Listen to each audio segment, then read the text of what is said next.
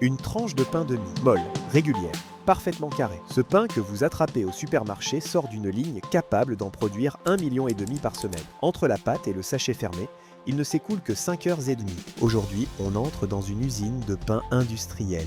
1000 tonnes de farine par semaine et un four plus long qu'un court de tennis. Voici l'envers du produit. Tout commence avec du blé. Le grain arrive au moulin et passe d'abord au nettoyage. Il est ensuite trempé dans l'eau et laissé jusqu'à 24 heures pour décoller son enveloppe extérieure. Puis, il circule dans un réseau de canalisation de 10 km qui relie les silos aux machines. Des rouleaux d'acier écrasent les grains, passage après passage. Le blé broyé traverse des tamis de plus en plus fins qui retiennent les parties grossières. Ce qui est trop gros repart vers les rouleaux. Et le cycle recommence jusqu'à obtenir exactement la farine voulue. La farine terminée est chargée dans des camions-citernes. C'est le moment le plus dangereux de toute la chaîne. En suspension dans l'air, une poudre de farine devient explosive. Une seule étincelle électrique suffirait. Le camion est donc relié à la terre pour évacuer l'électricité statique, pendant que de puissants ventilateurs empêchent la poussière de s'échapper. À l'arrivée, la farine est pompée jusqu'au sommet de silos géants. Cette usine en reçoit près de 1000 tonnes par semaine, livrées 2 fois par jour. Avant de parler de machines, il faut parler du vivant. Le pain au levain se fabrique de la même façon depuis plus de 5000 ans. On mélange simplement de la farine et de l'eau et on attend. Dans ce mélange se développe une culture de levure sauvage et de bactéries lactiques, déjà présentes dans la farine et dans l'air de l'atelier. Il faut 5 à 7 jours pour que le levain mûrisse et développe son acidité caractéristique.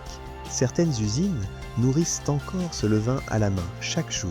D'autres l'élèvent dans de grandes cuves de fermentation en acier inoxydable. La cuve maintient la température et l'humidité idéales et injecte de l'air pour relancer l'activité des levures. Résultat, chaque fournée démarre exactement sur la même base. Sur les lignes de pain de mie, c'est la levure de boulanger qui prend le relais. Elle est vivante elle aussi, donc fragile. Dans cette pièce, des ordinateurs surveillent sa température en permanence. Les ingrédients principaux sont pompés par canalisation vers un mélangeur géant.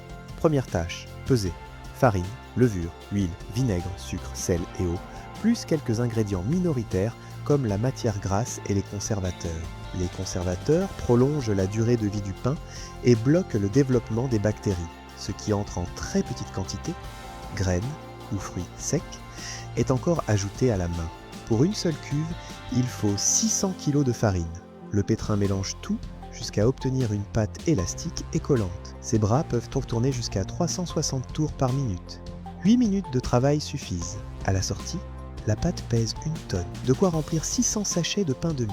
Elle contient énormément d'eau et une partie s'évaporera plus tard à la cuisson. La cuve est basculée et vidée dans un immense bac. La pâte descend ensuite vers la diviseuse. Au fond de la machine, une ouverture laisse sortir un boudin de pâte continue. 2 bras mécaniques le découpent en morceaux d'un poids identique. Chaque morceau deviendra un pain.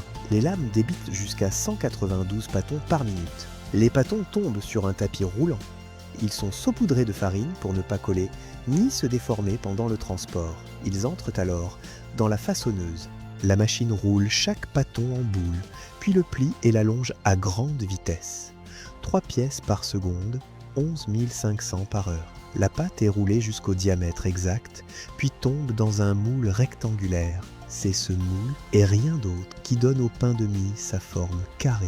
Maintenant, on laisse travailler la levure. Les moules avancent lentement sur les étagères mobiles d'une chambre de fermentation. À l'intérieur, la température tourne autour de 45 degrés.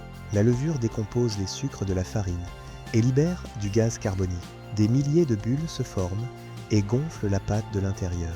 Après les premières minutes de pousse, la pâte est étirée et dégazée pour repartir sur une structure régulière. Puis, elle remonte, encore, pendant près de 50 minutes. Sur les lignes au levain, cette étape est beaucoup plus lente, jusqu'à 3 heures en chambre climatisée. C'est cette lenteur qui crée la mie alvéolée et le goût acidulé du pain au levain. Juste avant le four, la finition, un voile de farine ou un semis de graines. Les moules entrent dans le four à 260 degrés. Ce four mesure 39 mètres de long, plus qu'un court de tennis. De l'air chaud est soufflé autour des moules pour que la cuisson soit identique partout. Sur les lignes ou au levain, on injecte en plus de la vapeur d'eau. L'humidité retarde le durcissement de la surface et donne cette croûte dorée et craquante. 20 minutes plus tard, les pains ressortent. Un boulanger en prélève un et contrôle la couleur, la taille, la forme et le goût. Un pain mal formé ne partira jamais en rayon. Un système de bascule renverse les moules et libère les pains sur un tapis. Un réseau de convoyeurs suspendus les emmène à l'autre bout de l'usine. Un pain chaud ne peut pas être tranché, il s'écraserait sous la lame. Il doit donc refroidir lentement en tournant pendant 2 heures dans ces immenses tours de refroidissement. L'air y est filtré et la température contrôlée pour que l'humidité ne reste pas piégée à l'intérieur du pain. En refroidissant, la mie se tasse, se densifie et fige sa forme rectangulaire. C'est aussi là que la croûte se forme vraiment. Le pain refroidi arrive enfin à la trancheuse. Des lames en acier de 2 mètres de large et 40 cm de haut vibrent en rideau. Le pain traverse ce rideau et ressort en 20 tranches d'épaisseur identiques. La machine en traite 65 à la minute. Les lames sont remplacées toutes les 2 semaines. Le pain tranché est immédiatement poussé dans son sachet avant que l'air ne commence à le sécher. L'ensacheuse ferme le sac, puis pose l'étiquette. Référence, date de péremption, marque. Sur les lignes au levain, les pains traversent d'abord un tunnel de refroidissement ventilé avant d'être scellés dans du papier ou du plastique. L'emballage n'est pas un détail. C'est lui qui garde le pain frais jusqu'au rayon. Les sachets sont mis en carton, palettisés, puis chargés dans les camions. De la pâte au sachet fermé. Il s'est écoulé 5h30. Cette usine sort 1,5 million de pains par semaine. Certaines usines de pain au levain dépassent les 5 millions de pains par mois, expédiés dans le monde entier. Un pain qu'on façonnait autrefois à la main dans une boulangerie de quartier est devenu une industrie mondiale.